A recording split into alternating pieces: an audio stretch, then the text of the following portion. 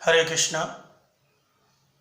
मैं सर्वप्रथम अपने गुरुदेव एवं सभी गौड़ीय गुरुवर्गजनों के चरणों में अनंत अनंत कोटि साष्टांग दंडवत प्रणाम निवेदन करता हूँ।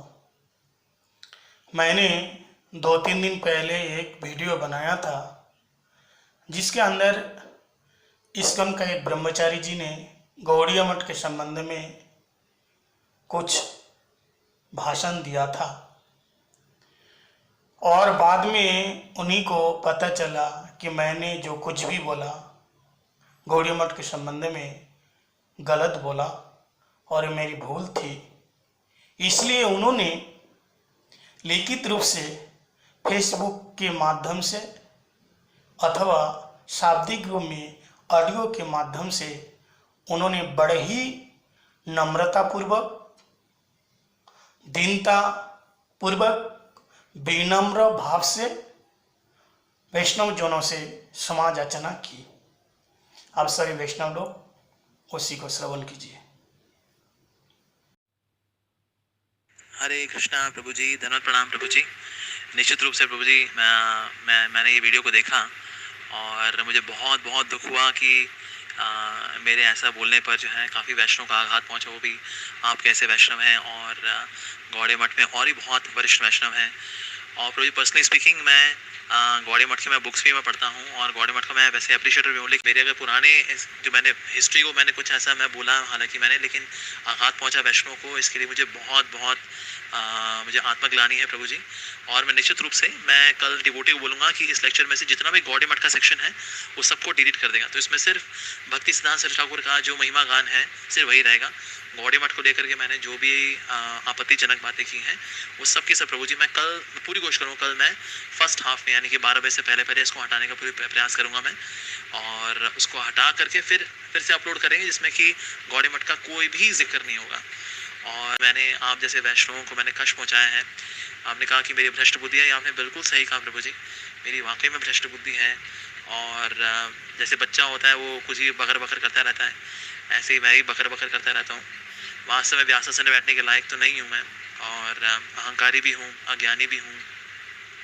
लेकिन मेरी आशा यही है कि आपके जैसे वैष्णव गौड़ीय मठ में रहने वाले सन्यासी गुरुजन मुझे क्षमा कर देंगे मेरी उद्दंडता की वजह से, मेरी उद्दंडता को क्षमा कर देंगे, क्योंकि बहुत करुणामयी है सबके सब। तो वैष्णव के हृदय को दुखाने तो बहुत बहुत बड़ा मैंने अपराध किया है।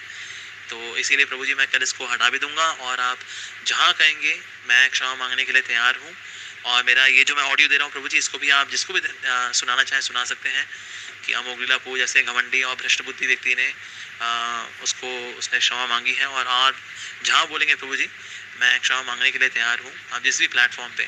तो ये जो मेरा ऑडियो है इसको आप चाहें तो फेसबुक पे, व्हाट्सएप पे, जहाँ भी पोस्ट करना चाहें करें और लोगों को बताएं कि किस प्रकार से मैं बंद बुद्धि अमोघलीला दास उसने उद्दंडता की है। और मैं बहुत बहुत हृदय से क्षमा चाहता हूँ प्रभु जी। मैं इसको रिमूव भी करूँगा और आप सबके चरणों में जितने भी महान वैष्णव हैं गौड़ीय मठ के, जहाँ पर मैं जाता हूँ, दर्शन भी करता हूँ, प्रसाद भी पाता हूँ, नारायण महाराज जी की, श्रीधर महाराज जी की, भक्ति श्रीधर महाराज जी की मैं बुक्स ही पढ़ता हूँ प्रभु जी। और दैट मीन्स मैंने अगर अपराध किया है तो इससे मैं क्षमा प्रार्थी हूँ प्रभु जी। वांछा कल्पतरुभ्यश्च कृपा सिन्धुभ्य एव च पतितानां पावनेभ्यो वैष्णवेभ्यो नमो नमः। क्षमा कर दीजिए प्रभु जी। इस तो सभी वैष्णव लोगों ने श्रवण किया है। वैष्णव लोग बड़े दयालु, कृपालु, कृपा सिंधु, पतित पावन होते हैं और दोषों दरिश प्रभु होते हैं। किसी का दोष नहीं देखते हैं और किसी का अपराध अपने पास नहीं रखता है। मेरे ख्याल से वैष्णव लोग इनको क्षमा कर देंगे, क्योंकि ब्रह्मांड भ्रमिते कोनो भगवान जी गुरु कृष्ण प्रसाद पाए भक्ति लता बीज।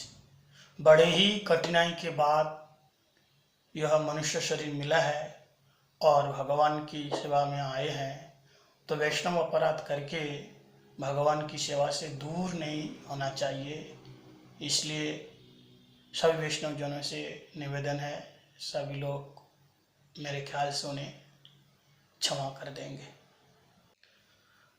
मेरी भी यही इच्छा है कि उन्हें क्षमा किया जाए, क्योंकि कोई भी वैष्णव यह नहीं चाहेगा कि कोई साधक वैष्णव अपराध करके भगवान की सेवा से वंचित हो जाए। लेकिन इस प्रकार से गलती दोबारा नहीं होनी चाहिए और हम सभी लोग गौड़ीय धारा में है, हम सभी लोग महाप्रभु का प्रचार करेंगे। जिसके अंदर जितनी सामर्थ्य है वो महाप्रभु का प्रचार कर रहे हैं। एक छोटी सी चिड़िया से लेकर के बहुत बड़ी एक पक्षी, बहुत बड़ा एक पक्षी गरुड़ तक अपनी सामर्थ्य के अनुरूप वह उड़ता है।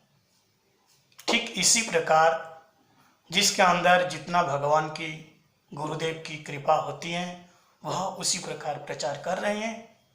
तो हम सभी लोग मिलजुल करके महाप्रभु का प्रचार करेंगे, यह मेरा निवेदन है। और पुनः वैष्णव के चरणों में दंडवत प्रणाम करते हुए मैं उनकी कृपा याचना करता हूँ, वैष्णव लोगों की। हरे कृष्णा।